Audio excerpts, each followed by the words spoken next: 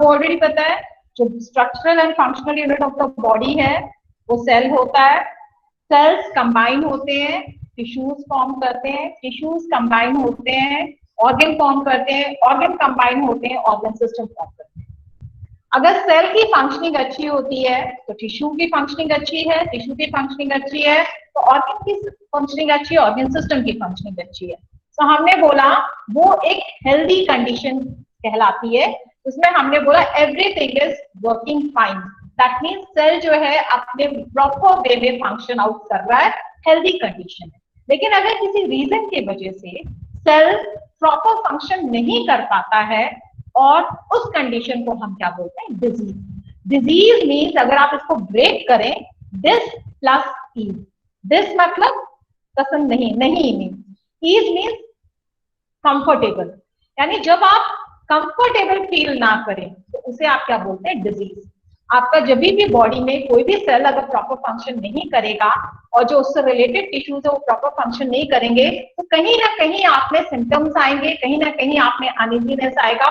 और इस अनइजीनेस को या फिर आप बोल रहे हैं जिसे अनइजीनेस, जिसे आप डिजीज बोल रहे हैं, उसे आप क्या बोलेंगे, डिजीज। ठीक है, सो अनइजीनेस, बॉडी में अनइजीनेस आ रहा है क्योंकि सेल आपका प्रॉपर फंक्शन नहीं कर पा रहा है और इसके लिए नंबर ऑफ रीजंस हो सकते हैं, कोई भी रीजन हो सकता है जिसकी वजह से डिजीज हो रहा है। फिजिकल फैक्टर्स हो सकते हैं, केमिकल फैक्टर्स हो सकते हैं, पैथोजेनिक माइक्रोबियल फैक्टर्स हो सकते हैं, मैल नरिश्ड जो लोग होते हैं उनके लिए भी डिजीज कॉज हो सकती है, जैसे आपने क्वाशियोकर है, मैरास्मस है, ये भी डिजीज है। लेकिन ये न्यूट्रिशनल डेफिशिएंसी डिजीजेस आती हैं। तो हमने क्या बोला, डिजीज के नंबर ऑफ रीजंस हैं, लेकिन अल्टीमेटली होता क्या है, जो सेल है उसकी फंक्शनिंग जो है कहीं ना कहीं डिस्टर्ब हो जाती है and it results in a disease. Next is pathophysiology. Patho means disease, physiology means functioning. when we study about the functioning of disease, यानी डिजीज कैसे, जब डिजीज होती है तो क्या क्या फंक्शन ऑफ सेल्स में चेंजेस आते हैं, जब हम इसकी स्टडी करते हैं तो हम उसे क्या बोलते हैं, पैथोफिजियोलॉजी। पैथोफिजियोलॉजी जो है ये पर्टिकुलर डिसिप्लिन जो है, it focuses on function and symptoms of diseased organs. ठीक है, जो भी डिजीज ऑर्गन है उसमें क्या फंक्शंस चेंजेस आ रहे हैं, क्या फंक्शनल चेंजेस आ रहे हैं सेल में, क्या सिम्टम्स आ रहे हैं, जब हम उसकी स्टडी करते हैं तो हम उसे क्या बोलते हैं, पैथोफिजियोलॉजी। और इसका मेन पर्पस क्या होता है, on the basis of changes in the cell functioning, on the basis of symptoms जो है हम उसको डायग्नोस करते हैं और उसका ट्रीटमेंट करते हैं। तो हमने क्या बोला, पैथोफिजियोलॉजी इंपॉर्टेंट है क्योंकि किसी भी डिजीज के प्रोग्रेस होने में, किसी भी डिजीज को आगे बढ़ने में सेल्स में क्या क्या चेंजेस आ रहे हैं, वो सेल्स में चेंजेस क्या क्या आ रहे हैं, क्यों आ रहे हैं, और उन चेंजेस की वजह से क्या सिम्टम्स आ रहे हैं, अगर हम इनको इजीली रिकॉग्नाइज कर लेते हैं टाइमली तो डेफिनेटली हम डिजीज को ट्रीट कर सकते हैं, डायग्नोस कर सकते हैं और ultimately this is the aim of the pathophysiology subject. ठीक है, हमने बोला जब हम पैथोफिजियोलॉजी की बात करते हैं तो कुछ basic terms every time discuss होते हैं। जब भी हम कोई डिजीज स्टडी करेंगे तो उसमें हम कुछ टर्म्स जो है वो कॉमन लेंगे, तो ये टर्म आपको पता होना चाहिए। पहला है etiology. Etiology means causative reasons, यानी क्या कॉजेज हैं किसी भी डिजीज के लिए, इटियोलॉजिकल फैक्टर्स क्या है, इसे हम क्या, ऐसे कैसे हो सकता है बेटा? Yes, ma'am. Possible.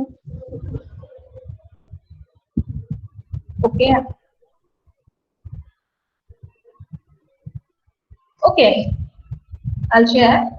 तो इटियोलॉजिकल फैक्टर्स के लिए हमने क्या बोला कि किसी भी डिजीज के लिए इटियोलॉजिकल क्या क्या कॉजेज हैं जिसकी वजह से जो है आपका जो है डिजीज हो रहा है, क्या क्या कॉजेज है, उसे हम क्या बोल रहे हैं, इटियोलॉजिकल फैक्टर्स। जैसे हम बीपी का एग्जांपल ले सकते हैं कि बीपी के केस में क्या होता है, ब्लड प्रेशर राइज होता है। तो ब्लड प्रेशर राइज होने का क्या रीजन है, क्या किसी इंफेक्शियस एजेंट से हुआ है? नहीं, इनफैक्ट आपका जो इटियोलॉजिकल रीजन, इटियोलॉजी कहने का मतलब है what are the causes behind the development of disease, disease क्यों डेवलप हो रही, क्या कारण हो सकते हैं, उसे हम बोलते हैं इटियोलॉजी। बीपी के केस में अगर आपका लाइफस्टाइल अच्छा नहीं है, अगर आपकी ईटिंग हैबिट्स अच्छी नहीं है, अगर आप एक्सरसाइजेस नहीं कर रहे हैं, अगर आप एक बैलेंस डाइट नहीं ले रहे हैं, अगर आप स्ट्रेस ले रहे हैं, तो ये सारे फैक्टर्स क्या है, these are the etiological factors. ये सारे फैक्टर्स जो है डेवलपमेंट ऑफ डिजीज के लिए रिस्पॉन्सिबल है।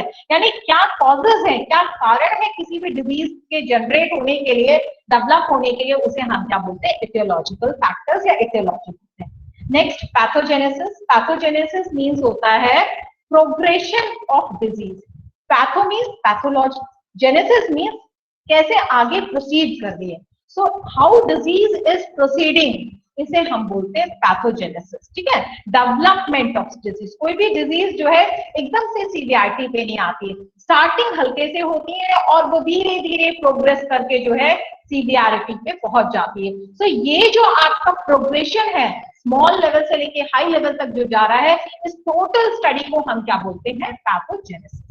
पैथोजन क्या है, हमने बोला पैथोजन का मतलब है माइक्रोस्कोपिक ऑर्गेनिज्म जो बॉडी में इंट्रोड्यूस हो जाते हैं, इन्वेड कर जाते हैं, बॉडी में डिजीज कॉज करते हैं, उन्हें हम क्या बोलते हैं, पैथोजन। एपिडेमियोलॉजी मीन्स क्या होता है, एपिडेमियोलॉजी मीन्स है फैक्टर्स, यानी it is the branch of science जो स्टडी करती है अबाउट द डिजीजेस, यानी ऐसे डिजीजेस, महामारी जिसे बोलते हैं, ऐसे डिजीजेस जिसके इंसिडेंस के बारे में, frequency, distribution of infectious disease in population, इसे हम क्या बोलते हैं, एपिडेमियोलॉजी। इन्फेक्शन, इन्फेक्शन का मतलब होता है it is response of host body to the pathogen, यानी जो पैथोजन है उसके लिए जो बॉडी है, जो होस्ट बॉडी जिसमें उसने एंटर किया है, उसमें क्या रेस्पॉन्स आ रहा है, उसे हम क्या बोलते हैं, आपका इन्फेक्शन। ठीक है, डिसऑर्डर, एक चीज आप ध्यान दीजिए, डिसऑर्डर और डिजीज में डिफरेंस है। डिजीज और डिसऑर्डर में क्या डिफरेंस है, डिजीज का मतलब होता है पर्सन हेल्दी होता है और हेल्दी पर्सन जो है उसके सेल्स जो है, टिश्यूज जो है वो वर्क करना, उसकी प्रॉपर फंक्शनिंग जो है वो डिस्टर्ब हो जाती है, उसके वजह से डिजीज कॉज हो जाती है, बराबर। तो डिजीज जो है हेल्दी सेल से आपके जो है मैल फंक्शनिंग ऑफ द सेल जो है वो स्टार्ट हो जाता है, या improper functioning of cell start हो जाता है। तो इस जो कन्वर्जन को है इसे हम क्या बोलते हैं, डिजीज। बट डिसऑर्डर क्या होता है, जैसे आपने सुना होगा मेंटल डिसऑर्डर, बराबर। जो डिसऑर्डर है इसका मतलब है कि बॉडी में प्रॉब्लम है और that problem is because of inherited characters, यानी जेनेटिकली जो इनहेरिटेड कैरेक्टर्स है या बर्थ डिफेक्ट्स है, उसके वजह से अगर बॉडी में जो है, ह्यूमन बॉडी में जो डिस्टर्बेंसेस है या रीअरेंजमेंट्स है, उसे हम क्या बोल रहे हैं, डिसऑर्डर। दैट मीन्स डिसऑर्डर का मतलब है ऐसी प्रॉब्लम जो स्टार्टिंग से है, बाय बर्थ है, बर्थ डिफेक्ट जो है, जो जेनेटिकली इनहेरिटेड डिजीज प्रॉब्लम्स है, उसे हम क्या बोलते हैं, डिसऑर्डर्स बोलते हैं। स्टार्टिंग से, बर्थ के समय से ही अगर कोई प्रॉब्लम बॉडी में है, डिस्टर्बेंसेस बॉडी में है, रीअरेंजमेंट बॉडी में है, तो उसे हम क्या बोलते हैं, disorder. Disorder is totally different from disease. Next हमने बोला सिंड्रोम। आपने कोविड-19 की वजह से आप लोग जो है घर पे हैं, ठीक है, आपकी रेगुलर क्लासेस नहीं हो रही है, ठीक है। जो कोविड-19 है, कोविड-19 जो है इट इज सिंड्रोम की कैटेगरी में आता है। उसका रीजन है, सिंड्रोम का मतलब होता है कि आपका एक डिजीज की वजह से, एक पर्टिकुलर प्रॉब्लम की वजह से जो है मल्टीपल मेडिकल प्रॉब्लम्स जो है वो अराइज हो जाती है। जब मल्टीपल मेडिकल प्रॉब्लम्स या combination of many medical problems अगर बॉडी में अराइज होती है because of existence of particular disease, तो उसे हम क्या बोलते हैं, सिंड्रोम। जैसे अगर हम बोले जो कोविड-19 है, जो कोरोना है, अगर बॉडी में इंट्रोड्यूस होता है तो आपके बहुत सारे प्रॉब्लम्स क्रिएट करता है, बहुत सारे मेडिकल प्रॉब्लम्स, जैसे ब्रेन को भी अफेक्ट करता है, लंग्स को भी अफेक्ट कर रहा है, आपके जो किडनी है उसको भी अफेक्ट कर रहा है, हार्ट को अफेक्ट कर रहा है। दैट मीन्स सिंगल जो डिजीज है वो आपके मेनी कॉम्प्लिकेशंस जब एक साथ ले आती है, मेनी मेडिकल प्रॉब्लम्स को एक साथ ले आती है, तो उसे हम क्या बोलते हैं, सिंड्रोम। यानी बहुत सारे मेडिकल प्रॉब्लम्स जो है किसी एक पर्टिकुलर डिजीज के वजह से होना, जिसे हम क्या बोल रहे हैं, सिंड्रोम। जैसे एड्स, जो एड्स है, एड्स सिंड्रोम भी होते हैं, और सेम वे कोविड-19 सिंड्रोम भी जो है वो एग्जिस्ट करता है। कोई एक सिंपल मेडिकल प्रॉब्लम नहीं होती है, multiple medical problem when exist with a single disease, then this condition is known as the syndrome. ठीक है, नेक्स्ट हमने बोला कि बॉडी जो है नॉर्मली अपने को कांस्टेंट मेंटेन करके रखती है। That means homeostasis.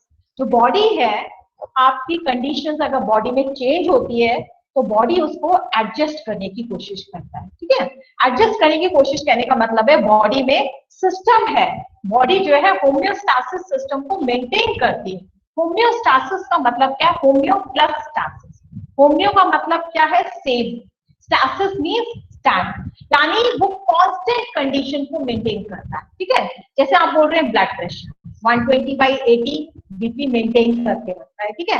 आपने शुगर लेवल बोला, बॉडी उसे मेंटेन करता है। अगर शुगर ज्यादा हो जाता है तो उसको न्यूट्रलाइज करा देता है, अगर शुगर कम हो गया तो वो उसको बॉडी में प्रोड्यूस करा देता है। दैट मीन्स हमारे बॉडी में जो है, हमारे सेल्स जो है नॉर्मल फंक्शनिंग क्यों परफॉर्म कर पाते हैं? क्योंकि बॉडी में जो है होम्योस्टासिस सिस्टम है, और इस होम्योस्टासिस सिस्टम की वजह से बॉडी अपने इंटरनल एनवायरनमेंट को मेंटेन करने में केपेबल होता है। दैट मीन्स अगर थोड़ा बहुत स्ट्रेस आता भी है सेल पे किसी रीजन की वजह से, किसी रीजन की वजह से कोई स्ट्रेस आ भी रहा है, तो बॉडी उसे मेंटेन कर लेती है, क्योंकि बॉडी में जो है फीडबैक सिस्टम अवेलेबल है। यानी हमने बोला होम्योस्टासिस क्या होता है? होम्योस्टासिस का मतलब है it is ability of body to maintain the internal environment of the body. Internal environment कहने का मतलब है, आपको ऑलरेडी पता है कि यूरिया बॉडी में नहीं चाहिए, वो उसको थ्रो आउट कर देता है। वाटर उसे चाहिए, वो उसे एब्जॉर्ब करता है। उसे सोडियम चाहिए, एब्जॉर्ब करता है। That means whatever content is required for the body वो उसे एब्जॉर्ब करता है, जो उसे नहीं चाहिए वो निकाल देता है। और इस कंसंट्रेशन, इस टोटल इंटरनल एनवायरनमेंट जो है आपके बॉडी में, उसको वो मेंटेन करता है। बॉडी जो है अपने इंटरनल एनवायरनमेंट को मेंटेन करता है। ऐसा नहीं है कि अगर जरा भी स्ट्रेस आया, जरा भी चेंजेस हुए तो पूरा डिस्टर्ब हो गया, नहीं। उस डिस्टर्बेंस को भी वो फिर से अलाइन करने की कोशिश करता है।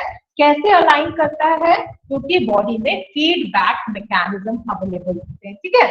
तो हमने बोला, लेकिन जो होम्योस्टासिस है उसमें कौन कौन से बेसिकली ऑर्गन्स इन्वॉल्व होते हैं जो आपके होम्योस्टासिस में इन्वॉल्व होते हैं?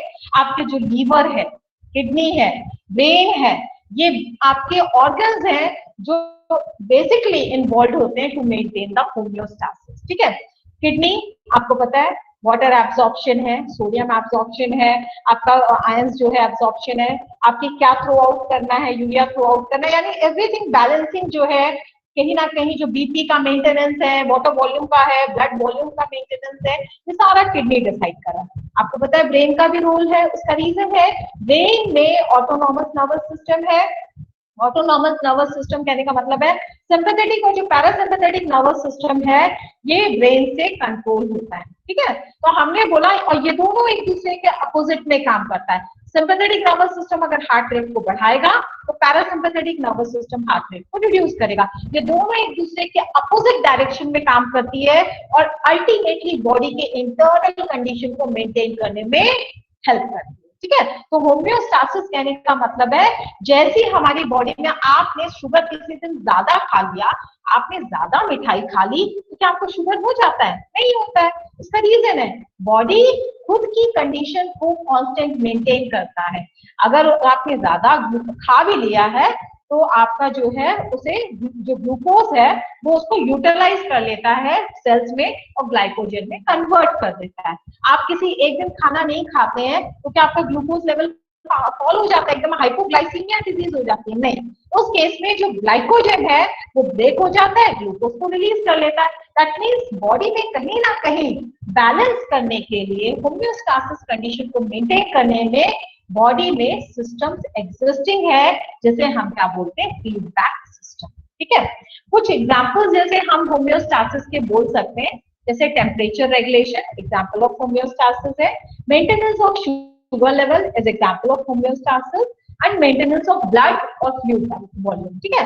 ब्लड वॉल्यूम मेंटेन करना भी होम्योस्टासिस में आता है, क्योंकि ब्लड वॉल्यूम कम ज्यादा होगा तो डेफिनेटली उसके अकॉर्डिंग ब्लड प्रेशर वैरी करेगा, ठीक है। तो हमने क्या बोला, नॉर्मली बॉडी जो है वो अपने जो कंडीशंस है उसको वो कांस्टेंट मेंटेन करने की कोशिश करती है, वो करती है, अनलेस एंड अनटिल कहीं कोई बहुत बड़ी प्रॉब्लम ना हो। और अगर प्रॉब्लम, होम्योस्टासिस अगर डिस्टर्ब हो जाता है या फिर इम्बैलेंसिंग हो जाती है होम्योस्टासिस में, तो उस केस में पर्सन डिजीज आ जाती है पर्सन के केस में, और डिजीज जो है फर्दर प्रोग्रेस करके जो है वो हो सकता है डेथ के लेवल पे पहुंच जाए। तो हमने क्या बोला कि जो बॉडी है वो अपने को पहले तो कांस्टेंट मेंटेन करने की कोशिश करती है थ्रू होम्योस्टैसिस, ठीक है, यानी इंटरनल कंडीशन को कांस्टेंट मेंटेन करती है। लेकिन अगर इम्बैलेंसिंग हो जाती है बॉडी में, होम्योस्टैसिस को मेंटेन करने में कैपेबल नहीं होता है, at that time disease is introduce. उस कंडीशन को हम क्या बोलते हैं, डिजीज हो गई है, ठीक है। क्योंकि हमने बोला कि बीपी हमारा नॉर्मली मेंटेन कर लेता है बॉडी, लेकिन हमने बोला अगर वो नहीं कर पा रहा है उसको मेंटेन, दैट मीन्स बीपी की प्रॉब्लम डिजीज हो गई है। और अगर हम उस डिजीज को फिर भी कंट्रोल नहीं करते, it will be fatal, it may result in death of the person, ठीक है। सो होम्योस्टैसिस ये इंटरनल एनवायरनमेंट को मेंटेन करने की कैपेबिलिटी होती है बॉडी की। आपका होम्योस्टैसिस या internal environment of body how it is maintain by feedback mechanism, ठीक है। फीडबैक मैकेनिज्म बॉडी में होते हैं जिससे हमारा इंटरनल होम्योस्टैटिक कंडीशंस जो है वो मेंटेन करते रहता है। हमारा टेम्परेचर मेंटेन्ड है, हमने बोला हमारा जो है बीपी मेंटेन्ड है, हमारा शुगर लेवल मेंटेन्ड है, दैट मींस ये सारी चीजें मेंटेन्ड है। कैसे मेंटेन्ड है, क्योंकि बॉडी में फीडबैक मैकेनिज्म है। ये फीडबैक मैकेनिज्म जो है सिस्टम को प्रॉपर फंक्शन करने में हेल्प करता है। आप सर्दियों में भी आपका बॉडी वैसे ही काम करता है, गर्मियों में भी वैसे ही काम करता है, टेम्परेचर वो अपना 37 डिग्री सेल्सियस की मेंटेन करके रखता है। कैसे, बिकॉज ऑफ फीडबैक मैकेनिज्म, ठीक है। तो हमने बोला यहाँ पे हमारे पास दो तरह के फीडबैक मैकेनिज्म होते हैं, आपका पॉजिटिव फीडबैक मैकेनिज्म, आपका negative feedback mechanism. Positive feedback mechanism का मतलब होता है कि जो आपका मटेरियल है वो खुद ही ट्रिगर कर रहा है और कंडीशन को और एग्रेवेट कर रहा है, मतलब सीवियर बना रहा है, ठीक है। कहने का मतलब है कि सपोज देखिए नॉर्मल कंडीशन मतलब है हेल्दी कंडीशन, बराबर। व्हेन यू आर हेल्दी इसका मतलब condition is normal, but because of any reason, because of any etiological factor, अगर एबनॉर्मल कंडीशन आ जाती है तो वो एबनॉर्मल कंडीशन अगर नॉर्मल में कन्वर्ट हो रही है तो it will be through the negative feedback system. अगर एबनॉर्मल कंडीशन जो है वो आपके नॉर्मल कंडीशन में कन्वर्ट हो रही है तो ये कंट्रोल जो है it will be done by the negative feedback system. But if the abnormal condition जो है वो और भी उसको एग्रेवेट कर रही है और एबनॉर्मैलिटी को कॉज कर रही है, तो इस तरह के इसको हम क्या बोलेंगे, पॉजिटिव फीडबैक सिस्टम। मेरी बात समझे आप? मेरा कहना है एबनॉर्मल स्टेट कहने का मतलब है हेल्दी पर्सन को हम नॉर्मल स्टेट बोलते हैं। एबनॉर्मल स्टेट मीन्स कोई भी प्रॉब्लम अगर बॉडी में आई, किसी भी लेवल पे कोई प्रॉब्लम आई, तो वो एबनॉर्मल स्टेट बॉडी में ट्रिगर आप कुछ ना कुछ करेगा और नेगेटिव फीडबैक सिस्टम से उसको नॉर्मलाइज करने की कोशिश करेगा। जबकि पॉजिटिव फीडबैक सिस्टम के केस में एबनॉर्मल स्टेट जो है it will aggravate the condition. Aggravate means उसको और सीवियरिटी की तरफ ले जाएगा और एक्सेसिव एबनॉर्मल स्टेट को डेवलप कर देगा। तो हमने बोला homeostasis can be maintained by two feedback mechanism, positive feedback mechanism and negative feedback mechanism. Now we will take what is negative feedback mechanism. Negative feedback mechanism के तीन components होते हैं, ठीक है। तो हमने बोला पॉजिटिव फीडबैक मैकेनिज्म में क्या होता है कि जो मटेरियल होता है वो खुद ही ट्रिगर करता है और जो प्रॉब्लम है उसको सीवियरिटी की तरफ ले जाता है। जबकि जो नेगेटिव फीडबैक मैकेनिज्म है उसमें क्या एबनॉर्मल जो भी कंडीशन है वो कोशिश करती है कि उसे नॉर्मल की तरफ ले आए। तो एबनॉर्मल से नॉर्मल में अगर कंडीशन कन्वर्ट हो रही है तो उस केस में नेगेटिव फीडबैक सिस्टम इन्वॉल्व होता है। But if condition is getting more worsened तो उस केस में हम क्या बोल रहे हैं, यानी आपका जो है एबनॉर्मल कंडीशन अगर मोर और वर्सेंड कंडीशन में आ रहा है और एग्रीवेट हो रहा है और पोटेंशिएट हो रहा है तो उस केस को हम क्या बोलेंगे, पॉजिटिव फीडबैक सिस्टम, ठीक है। नेगेटिव फीडबैक सिस्टम में तीन कंपोनेंट्स होते हैं, तीन कंपोनेंट्स है। Negative feedback system consist of three components. First sensor, second control centre, third effector. Sensor क्या है, सेंस करता है, मॉनिटर करता है, यानी it monitors the physiological values in the body. जैसे हमने बोला जो हमारे नर्व एंडिंग्स हैं, जो हमारे बॉडी है कहीं ना कहीं वहां पे नर्व्स जो है वहां पे प्रेजेंट है। जो नर्व्स है वो वहां की कंडीशन को आइडेंटिफाई करती है या मॉनिटर करती है कि सब चीज ठीक चल रहा है कि नहीं चल रहा है। तो जो नर्व्स हैं, जो नर्व एंडिंग्स आपके डिफरेंट ऑर्गन्स सब जगह स्प्रेडेड है, जो नर्व्स, वो नर्व एंडिंग्स जो है वो मॉनिटर करती है कि सब चीज ठीक ठाक चल रहा है। तो हमने बोला सेंसर का काम क्या होता है, to monitor the physiological values in the body. Next हमने बोला कंट्रोल सेंटर। कंट्रोल सेंटर कहने का मतलब है कि मॉनिटर करके सेंसर जो है it sends the message to the control centre. ठीक है, तो हमने बोला कि जो सेंसर है it sends the message to the control centre. Control centre को मॉनिटर करके message, monitor in the sense वहां के एनवायरमेंट को जज करता है, सब चीज अच्छा है, सब चीज अच्छा है। But when condition changes it informs to the control centre. Control centre को इन्फॉर्म करता है कि नहीं, कुछ तो डिफरेंस है, कुछ तो प्रॉब्लम यहाँ पे आई है। और जो कंट्रोल सेंटर है it compares the normal value with that value which is given by the sensor. यानी सेंसर ने जो उसे इंफॉर्मेशन दी है वो इंफॉर्मेशन को एक नॉर्मल वैल्यू, जो बॉडी में नॉर्मल कंडीशन होना चाहिए, वो उसको जज करता है कंट्रोल सेंटर।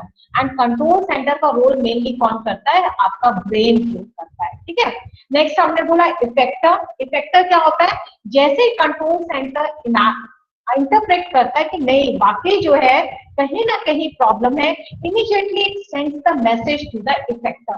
इफेक्टर कहने का मतलब है अगेन जो वहां पे नर्व एंडिंग्स हैं, जो भी टिश्यूज है, जो भी पर्टिकुलर ऑर्गन है, वहां पे जो नर्व एंडिंग्स है वहां पे इमीडिएटली मैसेज भेजता है, उस टिश्यू को मैसेज भेजता है कि नाउ ब्रिंग दीज चेंजेस, ये चेंजेस लाओ ताकि आपकी जो कंडीशन है it can be reversed, it can be change from abnormal condition to the normal condition. ठीक है, तो हमने बोला नेगेटिव फीडबैक सिस्टम जो है वो आपके होम्योस्टैसिस कंडीशन को मेंटेन करने में हेल्पफुल रहता है। लेकिन नेगेटिव फीडबैक सिस्टम में आपके 3 कंपोनेंट्स होते हैं। सेंसर जो मॉनिटर करता है एग्जैक्टली बॉडी में सब चीज ठीक है कि नहीं।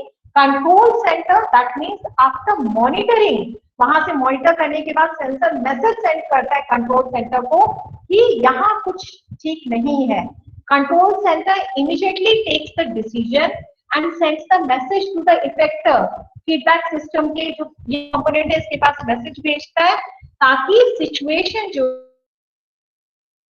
दैट मीन्स जो एबनॉर्मैलिटी है उसको नॉर्मल रेंज में कन्वर्ट कर सके। So we will have examples of negative feedback system. Like हमने सबसे पहला एग्जांपल लिया है thermoregulation through negative feedback system. ठीक है, यानी एबनॉर्मल कंडीशन को नॉर्मल में कन्वर्ट कर रहे हैं। ठीक है, हमने बोला अगर हमारे बॉडी का टेम्परेचर बढ़ जाता है, ठीक है, हमने बोला गर्मियों में हमारे बॉडी का टेम्परेचर अगर बढ़ गया तो उस केस में क्या होता है, डेफिनेटली गर्मियां होती है, बॉडी टेम्परेचर बढ़ जाएगा, लेकिन बॉडी को अपना टेम्परेचर मेंटेन करना होता है। अगर वो मेंटेन नहीं करेगा क्या बॉडी के सेल्स प्रॉपर फंक्शन कर पाएंगे, क्या बॉडी में जो एंजाइम्स है वो प्रॉपर फंक्शन कर पाएंगे, नहीं। ऑलरेडी हमें पता है कि एंजाइम्स वगैरह के वर्किंग के लिए पर्टिकुलर टेम्परेचर रेंज चाहिए होता है, उस पर ही वो काम करता है। तो हमने बोला कि 37 डिग्री सेल्सियस जो है it is the body temperature normally, and जो कि कांस्टेंट मेंटेन रहता है चाहे इट इज कोल्ड सीजन या फिर इट इज समर सीजन। तो हमने बोला इमेजिन करो कि आपका बॉडी का टेम्परेचर जो है वो 37 डिग्री सेल्सियस से बढ़ गया।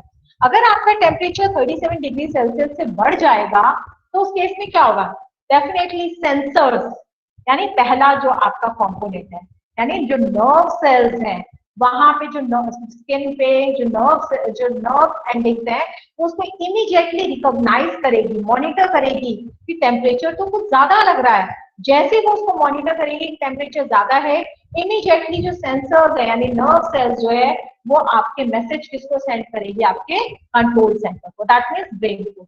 ब्रेन के पास मैसेज जाएगा, that is temperature regulatory centre. Brain क्या है, टेम्परेचर रेगुलेटरी सेंटर की तरह रोल प्ले कर रहा है। तो हमने बोला यहाँ पे मैसेज क्या, ब्रेन ने इन टर्न क्या एक्शन लिया, ब्रेन जो है जो भी आपके स्किन में जो ब्लड वेसल्स हैं वहां पे ब्लड फ्लो को इंक्रीज कर देगा। जैसे ही स्किन के वहां पे जो आपके जस्ट बीनीथ द स्किन जो आपके ब्लड वेसल्स है, जैसे ही वहां पे फ्लो रेट स्किन बढ़ेगा, इंक्रीज होगा। आपने देखा होगा जब बहुत गर्म होता है तो आपके हाथ पैर रेड होने लगते हैं, क्योंकि वहां पे ब्लड सर्कुलेशन इंप्रूव हो गया। जैसे ही ब्लड सर्कुलेशन इंप्रूव होगा, जो स्वेट ग्लैंड है इट विल गेट ओपन, और जैसे ही स्वेट ग्लैंड खुल जाएगा, आपका जो स्वेटिंग है वो स्टार्ट हो जाएगा।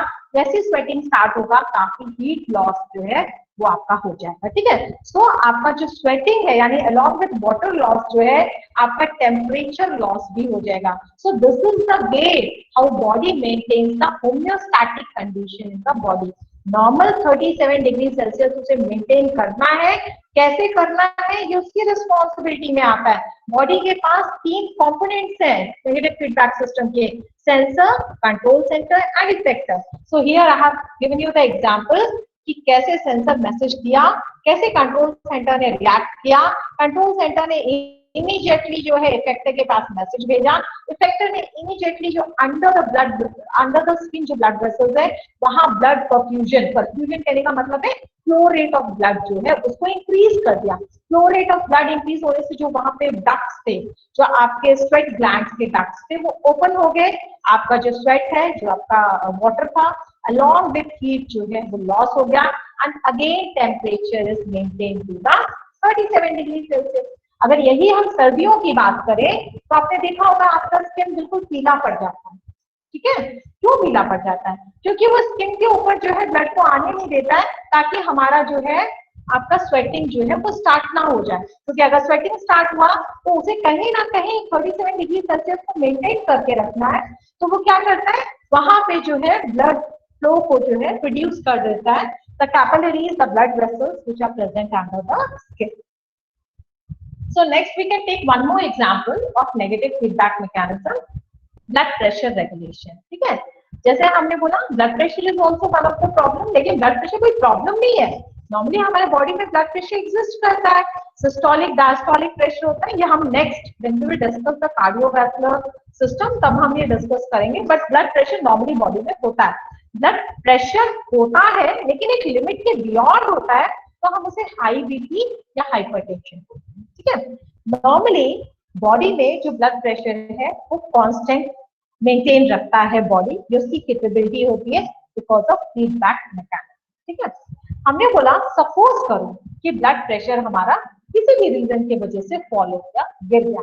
जैसे हमारी बॉडी में ब्लड प्रेशर फॉल होगा, सबसे पहले जब हमारा जहाँ किडनी है, जब वहां पे परफ्यूजन होगा, परफ्यूजन मीन्स ब्लड फ्लो, जब वहां, क्योंकि ब्लड तो फ्लो कर रहा है, पूरे बॉडी में फ्लो कर रहा है, जैसे ही वो किडनी के पास जाएगा, रीनल सिस्टम के पास जाएगा और ब्लड फ्लो करेगा, इमीडिएटली जो किडनी है उसको रिकॉग्नाइज करेगी कि अरे ये क्या है, ब्लड तो बहुत कम फ्लो कर रहा है, दैट मीन्स प्रेशर तो बहुत कम है। और अगर आपके ब्लड प्रेशर कम होगा तो उस केस में क्या होगा, जो आपका मटेरियल का ट्रांसफर हो रहा है डिफरेंट सेल्स में वो नहीं हो पाएगा।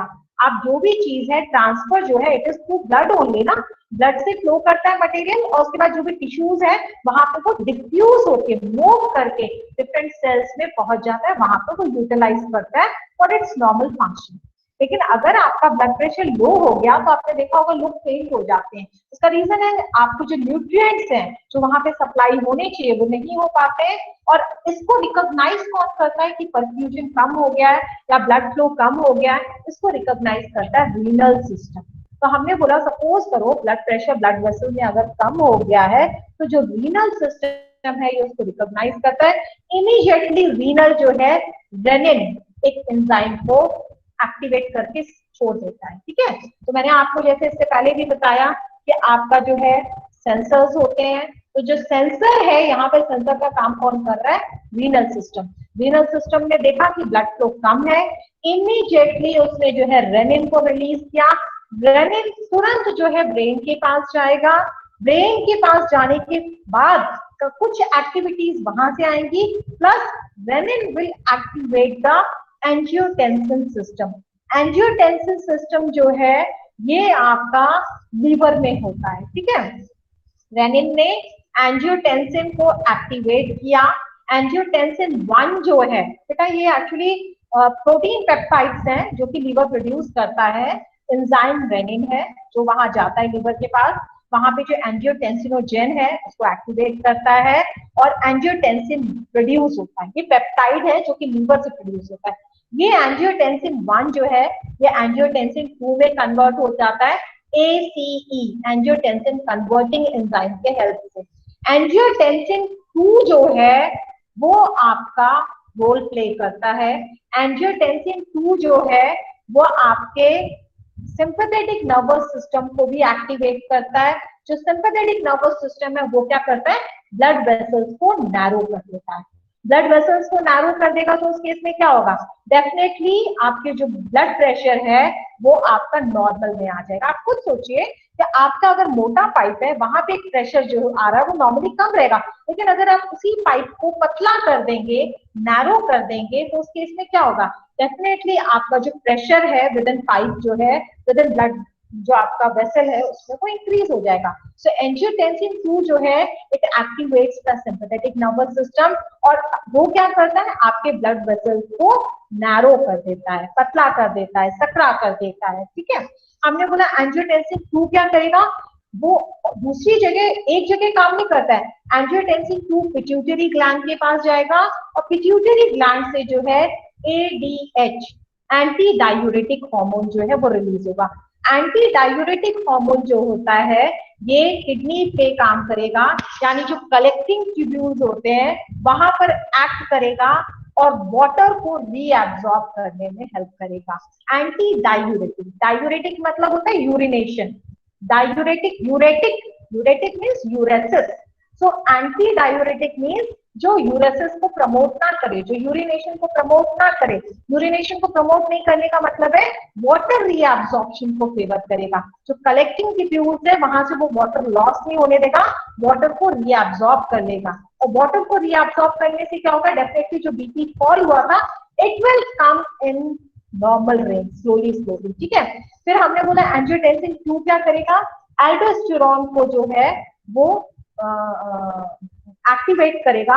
जो एल्डोस्टेरोन है ये एल्डोस्टेरोन जो है सोडियम रिटेंशन भी करेगा प्लस वाटर रिटेंशन भी करेगा किडनी में। ठीक है, सो एंजियोटेंसिन 2 जो है वो एल्डोस्टेरोन को एक्टिवेट कर रहा है, और एल्डोस्टेरोन का काम क्या है, सोडियम को रिटेन करना बॉडी में, और जैसे ही सोडियम रिटेन होगा डेफिनेटली वाटर रिटेन जो है वो भी स्टार्ट हो जाएगा। ठीक है, दैट मीन्स ये प्रोसेस चलती रहेगी जब तक ये आपका कम है बीपी।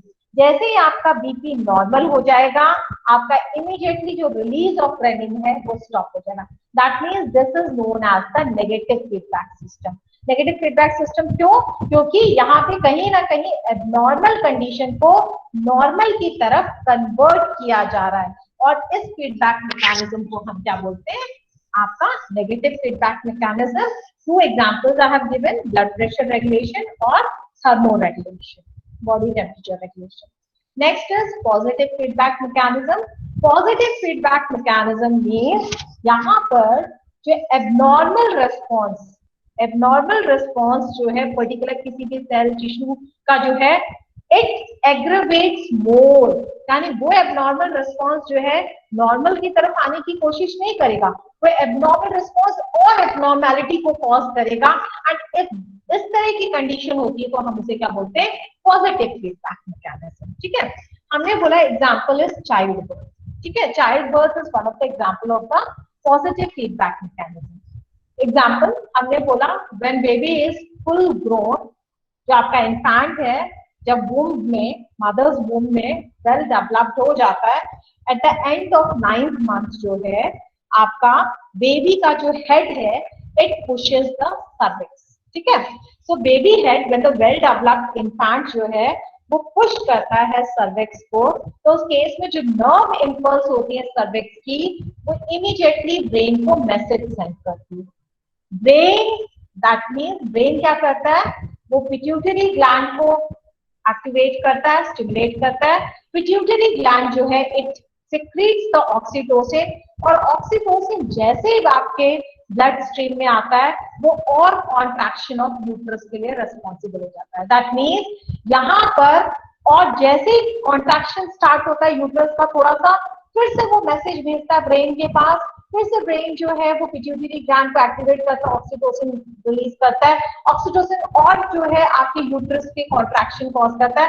दैट मीन्स कंडीशन और बढ़ती जाती है, ऐसा नहीं है कि उसने जैसे बेबी जो हेड है उसने वहां पे सर्विक्स पे पुश किया, तो ऐसा नहीं कि पुश को उसने स्टॉप कर दिया, पुश को उसने स्टॉप नहीं किया, उसने कंडीशन को और बढ़ाया। दैट मींस जो ऑक्सीटोसिन है वो रिलीज होता रहेगा होता रहेगा होता रहेगा होता रहेगा, और जो कॉन्ट्रैक्टिलिटी ऑफ आपका यूट्रस है वो कंटिन्यूअसली आपका जो है इंक्रीज हो जाएगा टिल फाइनल बर्थ नहीं हो जाता, चाइल्ड बर्थ नहीं हो जाता। दैट मीन्स हमने बोला इस तरह की कंडीशन को हम क्या बोलते हैं, पॉजिटिव फीडबैक। दैट मीन्स जो एबनॉर्मल कंडीशन थी, जो एबनॉर्मल कंडीशन थी वो सॉल्व नहीं हुई है, वो और एग्रीवेट हुई है, और एग्रीवेट होने वाली कंडीशन को हम क्या बोलते हैं, positive feedback mechanism. But this is also a part of homeostasis. Body को नॉर्मल रखने के लिए कहीं पे पॉजिटिव फीडबैक मैकेनिज्म काम करता है, कहीं पे नेगेटिव फीडबैक मैकेनिज्म काम करता है, लेकिन दोनों का पर्पस ये होता है बॉडी की प्रॉपर फंक्शनिंग को मेंटेन करके रखना। ओके, नेक्स्ट हमने बोला ब्लड कोगुलेशन प्रोसेस। आपने ब्लड क्लॉटिंग प्रोसेस सुना होगा, तो blood clotting is also example of positive feedback mechanism. How? जब आपकी ब्लड वेसल किसी भी रीजन के वजह से अगर रप्चर हो जाती है या टियर हो जाती है, फट जाती है, क्या बोलेंगे, रप्चर हो जाती है अगर ब्लड वेसल वॉल, तो उस केस में क्या होगा, डेफिनेटली जो आपके ब्लड कॉम्पोनेंट्स है, जैसे आपके आरबीसी होता है, डब्ल्यूबीसी होता है, प्लेटलेट्स होते हैं, जो प्लेटलेट्स है जैसे वो आपके सरफेस पे अडहेयर होके आएंगे, और वहां पे जो रफ सरफेस, आप खुद सोचिए जहां पे ब्लड वेसल टेयर होगी वहां पे रफ सरफेस क्रिएट हो जाएगा। जैसे रफ सरफेस क्रिएट होगा, जैसे वो रोल डाउन करके प्लेटलेट आएगा, वहां पर रफ सरफेस की वजह से फ्रैक्चर हो जाएगा, ब्रेक हो जाएगा।